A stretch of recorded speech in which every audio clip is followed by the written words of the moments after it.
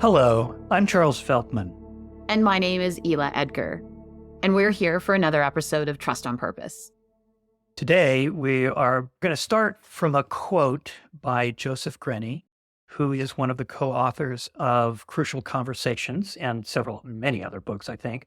And we're going to take that and use it as a kind of a launching place to talk about how we have conversations with other people when something goes awry, when something goes amiss. And so let's kind of dig in a little bit. I'll start with actually taking the quote itself and reading it. It is, "The health of any relationship, organization, or community is a function of the lag time between identifying and discussing problems." So again, the health of any relationship, organization, or community is a function of the lag time between identifying and discussing problems. In other words, if the lag time is long or doesn't happen at all, there is no discussion at all, ever, the health of the organization or the individual relationship or the team or whatever you're talking about, that health is impacted negatively. And so what we want to do is start there and begin to talk a little bit about how you do that and where you can go from there. And so I'm going to ask Ela, what comes up for you? In our conversation, the famous conversation before the conversation, we did talk a little bit about examples that both of us have recognized and know about that we'll bring into this. But what comes up for you in listening to that quote? Well, I kind of went a different direction as you read that, a little different direction than the conversation before the conversation. And I started laughing because I thought about not just the lag time between identifying and discussing the problem, but what I typically do, what my go-to behavior when there's something that's uncomfortable is I run. I'm a flea. Like in the fight, flight, freeze, I'm a flea. I might be sitting here, you might physically see me, but every core in my body has jumped into my car and I'm down the highway at 180. No, that's terrible. That's not safe. We wouldn't do that. No. I would be driving very fast, but not that fast. And so that's kind of where I went initially. So not only the lag time, but I think what I'm thinking about is what causes us to cause the lag time. So assuming at some point I turn my car around and come back and approach you to have a very uncomfortable conversation about a problem or a situation or a conundrum, I think that there's a lot that gets in the way of us being able to actually have the conversation. Yes, I would agree with that. Unlike you, who is actually flees, I'm a procrastinator who stays in place. I'll sit here and procrastinate around having the conversation, find other things to do, but I also tend to avoid those conversations, at least initially. Mm-hmm. And it's for the same reason. The discomfort of having a conversation. And that's a good question. What is it that I'm uncomfortable about that has me not just jump on it and get into the conversation? I know other people who do that. That's their kind of MO is, okay, there's something wrong here. I need to go talk to this person about this right now. And I have trained myself to do it, but it's really not my go-to sort of thing. Mm-hmm. So I will do it. And that there's something going on in my head and in my body that says, "Oh, don't do that. What are you doing? That does not seem like a good idea." So what is it? That's a great question, Ela. What is it that stops us or makes it difficult for us even to think about having the conversation? Here's my childhood trauma rearing its head. And I'm not laughing about that, but I am laughing because it's usually, I know I'm in trouble or I'm about to get into trouble. That's what the itty bitty committee makes up. Yes. Right? If I feel discomfort, I'm like, oh yeah, I need to be accountable. I have done something, so I am in trouble, or I don't know what I'm stepping into, so I'm probably in trouble. That's really the only options that are available, which is really silly because if I, of course, have developed a practice to make sure that the itty bitty committee doesn't drive everything. But it's like, okay, how do I ground myself and validate get out of the story and the spin to what's actually going on. So I could imagine in a team, in an organization, how each person is running around with their itty bitty shitty committees telling stories about what may or may not be true, what might feel true for them for sure, but may not be statistically or data driven true. I think the other thing that shows up for me when I think about, especially some of the organizations and teams that I'm working with now, is they don't have any room to breathe. So, where would they possibly find a moment of time to have a conversation about something that's important or a conundrum or a challenge, rather just like sweep it under the desk and keep going because there's 27 other things waiting to be done? Yeah. I think that is a big issue for a lot of my clients as well, is the fast pace, the constant never-ending to-do list. And even if that weren't valid, a valid assessment that all that's there and I have to do it right now, it's a good place to hide. So if I'm facing a potentially uncomfortable conversation, it's really easy to say, okay, I have all this other stuff to do. I'm just going to do this because I get rewarded for this. And I don't necessarily get a reward for that other, at least I can't see a reward very close at Mhm. hand here to have that crucial conversation, to use Joseph Grenny's term, to have that conversation with that person. So there's that as well. And there is also the fact that we just don't, many of us do not come into life, into our adult lives with any tools for doing that. I don't much talk about my family of origin on this podcast, but I will say that in my family of origin, nobody talked about anything that mattered. My parents, if they did talk about stuff that was important to them, they did so outside of earshot of my sister and I. They did it behind closed doors.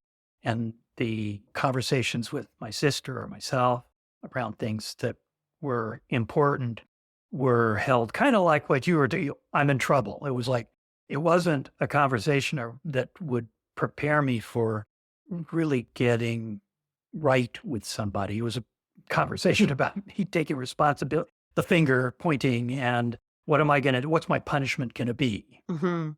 Mhm.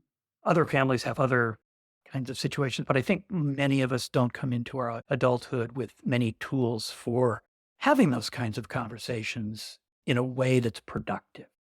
And so that's another reason to kind of avoid them. It's like, I've had it fail. I've tried to have that conversation with somebody and it just blew up in my face. Yeah. Yeah, I would agree with that. Similar, our family, well, it was just my mom and my older sisters. So my mom wasn't having any big conversations with another adult in the house because there Mhm. wasn't one. And this became glaringly apparent to me one day. Rowan came home from school. Rowan is my now 19-year-old son. Rowan was little and he had come home from school clearly upset about something. And I'm like, hey, buddy, what's going on? And he said, "Oh, mom, whatever, don't, you wouldn't understand. You never have any problems." And I was shocked by that statement, but also then realized, well, of course he doesn't think that I have any problems because I don't talk about them. We didn't talk about them openly in front of him, right? Either I would solve my own problems during the day, my desk in my office, or I would talk to a trusted colleague, or Rory and I might, the husband might have a conversation about something, but it was often not in front of our kid. And so, of course, that's what he thought. So, think about if you and I have a similar history like that and a similar upbringing, how many other people then enter the workplace and into relationships without having tools to be able to do this? And then there's a huge impact, which I guess if we look around the world right now, we can see Yeah. that. There's a huge impact. And layer on top of that, I have an issue or concern about something that somebody did at work or a friend of mine or whatever it is. And let's just stick to the work realm for now. Somebody, a colleague of mine, a peer of mine at work, does something. And I don't know if I can trust that person to have a conversation with me because I don't, although I know that I see them in action in some ways, I don't see them in action in that way. So I don't know if I can trust myself, first of all, and then that person to have a conversation that will end positively for us. So there's the trust issue as well, kind of lurking in the background Hmm. there. Self trust about me. Can I do that? I don't know. And how about them? Would they be able to? Hmm.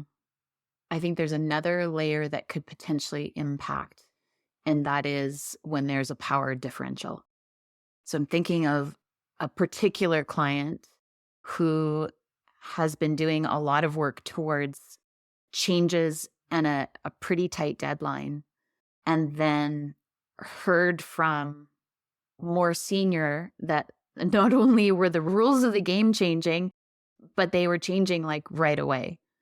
And when the news was relayed to me as a support of this organization, I wanted to go find that senior leader and say, the hell? So, of course, it's not my place to have that conversation, but I was really shocked. And I'm pretty sure that the person who needs to have a conversation with that particular senior leader doesn't have time because now they're basically redoing this project on a very tight timeline. I don't know that there's trust to be able to have a conversation Yeah. like that. I have encountered similar situations with clients I've had. And I think that doesn't have time, like I said earlier, can be a bit of an excuse. If it's really important in the relationship, hey, I can't do good work if things are going to change, on a dime, unless there's really good reason. And so far, I haven't got really good reason from you. All I have gotten is we're doing this differently. Just go do it, deal with it. So it's easy for me to just hide in my work, my to-do list and, whatever it is that I have to work on, than to then take the time to go have this conversation. And I think we're going back to Joseph Grenny's comment, the health of that relationship, the health of the organization is going to be negatively impacted by not dealing with it quickly, not dealing with it when it's right up in everybody's faces. It damages trust, for one thing, over time, because it Yeah. sends a signal that I don't care. If I really cared about the team, the relationship, whatever, I would bring it up. What if I don't actually care? Ooh. Right? So, what if actually is we think about the rebuilding trust and what needs to take place when we're rebuilding trust? And the very first question is, do you want to? What if the answer is no? Yeah, Actually, I don't. yeah. I have a client right now who there's a conversation he knows he needs to have with his boss, his CEO. And he's had it to some degree before, but it hasn't really come to any kind of resolution. The boss continues to do this, enact this behavior that's a problem for my client and for my client, more so for my client's direct reports. And the thing is, he doesn't want necessarily to have the conversation, whether it's about, in this case, it's not necessarily about rebuilding trust, but it's about dealing with an issue that's a problem for the whole organization, or at least his whole organization. And the bottom line is that, and I think why he's eventually going to have this conversation, even though he's uncomfortable with having it, is that he really wants to do good work. That's important to him. That's a real value for him. And every time he turns away from having this conversation with his CEO, he's also setting aside or turning away from a core value of his. And so as coaches, that's something that we can really offer our clients, is to help them take a look at that and deal with the gap there between what may be showing up as a core value. And another core value, of course, is having an income. And one of his fears is that having this Mm-hmm. conversation, and I don't think it's a realistic fear, but you know, it's not my place to tell him I don't think it's realistic. It's his assessment and he needs to ground that. But yes, those are things that tend to both motivate what's my real value here and get in the way. And if I really don't care, I think that says to me that I need to do some thinking about, am I in the right role? Am I in the right position? Am I in the right company? Okay, I want to throw another plot twist Ooh, in here. I love plot twists. So, what happens if you're willing to have the conversation, but you don't think it's going to change anything? Nothing will happen. And maybe I'm going to throw like a subplot twist here. Maybe you've tried having conversations in the past about a similar behavior Yeah. and nothing happens. Yeah. So that leads to resignation, a mood of resignation, Mhm. which is fine for a short while, perhaps. It's a place to kind of rest into. Okay, I'm going to stop trying. Nothing ever changes. It's always going to be the same. But eventually, resignation kills all forward motion. And I see you're going to look up Dan and Yeah. Curtis's definition of Ooh. resignation. Okay. This is a tricky one. Okay. So, the purpose of resignation is to allow us to surrender and save our energy. Say that again. Okay. Purpose is to allow us to surrender and save our energy. Often confused with apathy, and apathy is the emotion in which we don't care or aren't aware of our passion. Resignation is the belief that nothing we do will make a difference. Yeah, so I kind of disagree with them that it's just saving energy to, it can for a short period of time, yes, but over the long haul, the assessment that nothing will make a difference is kind of toxic, I think. Yeah. I'm going to tell a story about a client that I worked with years and years ago because it's so apropos here to this particular point. I worked with a guy who was hired. It was a private company. The CEO was the owner, and the CEO hired my client to bring the company into modern times. That sales were kind of flagging. It was all flat. The sales were flat. Everything was flat in the company. And so my client was a sales leader. So he came in as, I don't know whether it was a vice president of sales or whatever his role was, but he was head of sales. His job, according to the owner of the company, the CEO, was to increase sales, improve sales. And there were some benchmarks that they agreed on, and he went to work, except that there were a lot of things that needed to change. And it was not only people, there were certain people that needed to go so that they could bring in fresh people who had more energy and enthusiasm about it, but also some old processes and procedures, so on, that needed to go and be changed. And every time he would take something to the CEO said, can't do that. We can't do that. That guy's been with us forever. We can't just fire him. That's how we've always done it. We're not going to change that. And so after a bit of this, he got pretty resigned, as you might imagine. Nonetheless, he had scheduled a sales meeting. He's going to bring all the sales people from all over. They were pretty big, so they're somewhat far flung. Brought them all in for a big sales meeting to get people amped up about sales. And he was going to kick it off with a big, what do you call those kind of talks? Like motivational. Motivational talk, right. And he was telling me about his motivational talks, like what he was going to do. And I said, so let me ask you, what is your mood? We've been talking a little bit about this. What is your mood right now around this whole project? And he sort of stopped and he said, yeah, I'm in resignation. And I said, so tell me, how are you going to do a motivational talk in a mood of resignation? And that just stopped him in his tracks. Yeah. And so then we went on to say, okay, what kind of conversations need to happen here? And the conversation he came up with is I have to go talk to the boss and tell him that either I get carte blanche to do the things that I know need to happen, or I need to leave.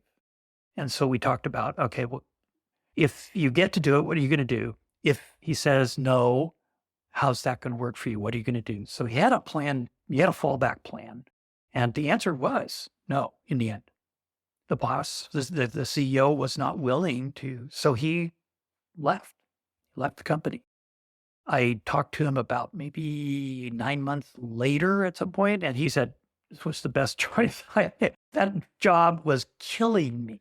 Yeah. But you see, Yeah. he did care. He cared deeply and he wanted to do the best job he could. And he had some pretty clear ideas about what he needed to do. And he was willing to risk being fired in order to put a stake in the ground around that. Hmm. And what he came up with in one of our last conversations was, I should have done that a long time ago because I wasted the last however many, it was almost a year. He said, I kind of feel like I've wasted the last year. I should have had that conversation up front as soon as he started, after the second or third rejection of my ideas. I should have said, look, here's what what we need to do. Yeah. Yeah. So again, the gap between identifying the problem and talking about it, having a conversation about it. Talking about it. Yeah. And being able to trust, in his case, he needed to be able to trust himself that he would land on his feet, that if things went poorly, he was going to be okay. Mhm. Which I think is also sometimes tough to believe that, given the circumstances or the conundrum that we're in. But we started with what seems like quite a simple, clear statement. And look at all the complexity that comes out of, again, the health of any relationship, organization, or community is a function of the lag time between identifying and discussing the problems. I could probably right now, if I stop talking to you for a few minutes, write down examples both in my own life, with clients that I'm working with things that I'm involved with, where there's definitely been a lag time, where I have not had the conversation. There's one that's kind of glaring in my face right now, but I believe I don't, in that case, I truly believe nothing will change. And then there's a reflection piece, I think, here. Maybe that's another part we can talk about is rather than looking for intentionally or unintentionally ways to avoid the conversation or sweep it under the desk and pretend that it's not happening or get down the highway and, drive away from it. What's a reflection process or how can we actually see what do I care about in this relationship? What matters to me? For the sake of why would I have the conversation and for the sake of why would I not have it? Yeah, I think those are really important questions to spend some time with. In the Thin Book of Trust, when I talk about preparing for a conversation with someone who has damaged your trust in them, I say it's important to ask, okay, what's the value or potential upside of having this conversation? And on the other side, what's the cost of not having it? Which kind of gets to at least some of that. Why is this important? Do I really care? What is it that I'm caring about here? Is it just that I really dislike coming to work and knowing that this person's going to behave in a way that I find really unpleasant? Is it that whatever they're doing is actually getting in the way of me doing the best work I can do? Do I care about doing that? Who else might be impacted by this? A lot of things to kind of bring into a reflection. Have you ever, well, let's go there. So I'm thinking about myself in sort of preparation to have a crucial conversation with someone around trust. And in that case, for me, the one that comes to mind was where I had damaged trust that somebody else had in me and had been confronted with that. And now I needed to actually respond to it. I wanted to maintain the relationship. So that was really important. But there was another relationship I also wanted to maintain.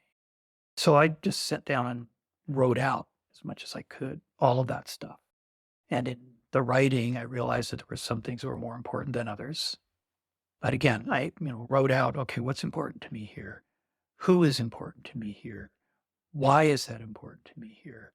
And what are some of the different directions that I could take?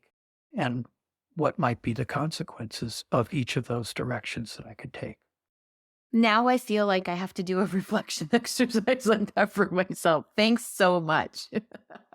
She says, laughing, but also saying this out loud. Yeah. You don't have to. Yeah. Well, that was a really important relationship and a really important moment in the relationship. And I really I was able to recognize it. Yes. That's one of the part of the whole thing is being able to identify the problem.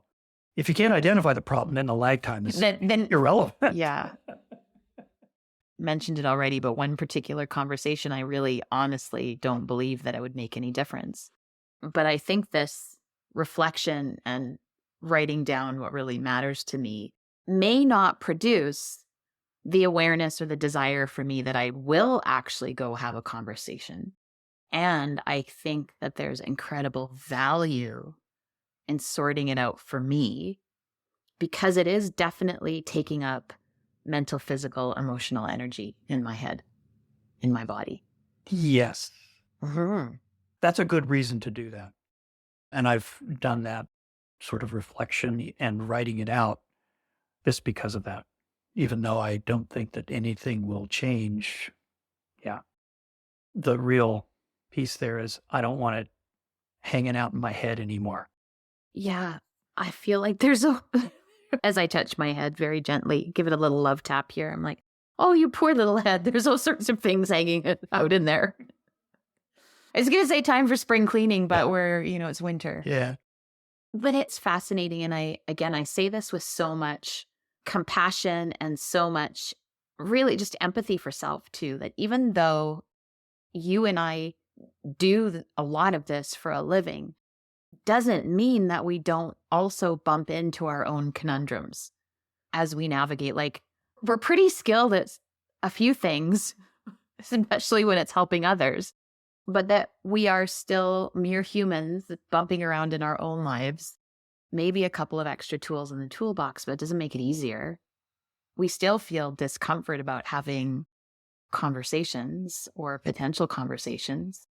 We still have emotions that show up. We still have our itty bitty shitty committee that tells us, don't do that because you're going to get in trouble. Exactly. Yeah. I was going to say, well, speak for yourself, Hila. Oh, thanks a lot.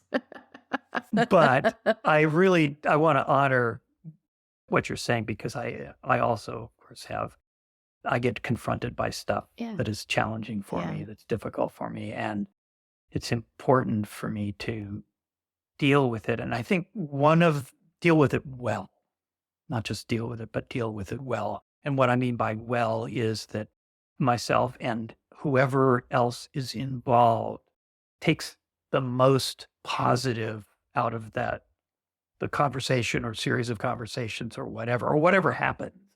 They take the most positive out of that going forward. All of us take what we can out of it that's positive. It doesn't mean it makes it any easier, like you said. No.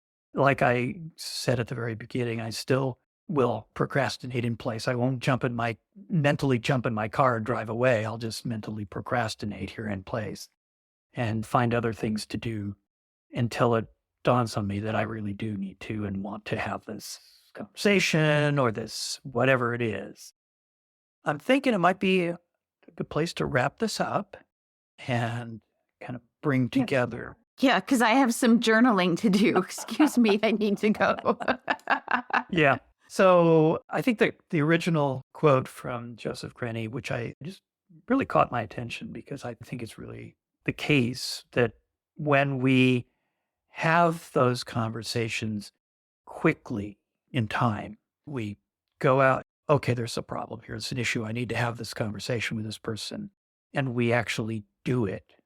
Not so quickly that we rush into it and put our feet in our mouths, which is something I've never done, of course. Of course, never. But taking the responsibility as a human being to address issues, problems, concerns that I have with other human beings is something that I want to do and do well. And like you said, it takes some learning. We certainly don't come into the world knowing how to do it. And we don't leave our families of origin necessarily knowing how to do it well either. It's something that's a learned set of skills. Just like building trust is a competency that we can learn and improve and get better at, so is having any kind of crucial conversation with someone else.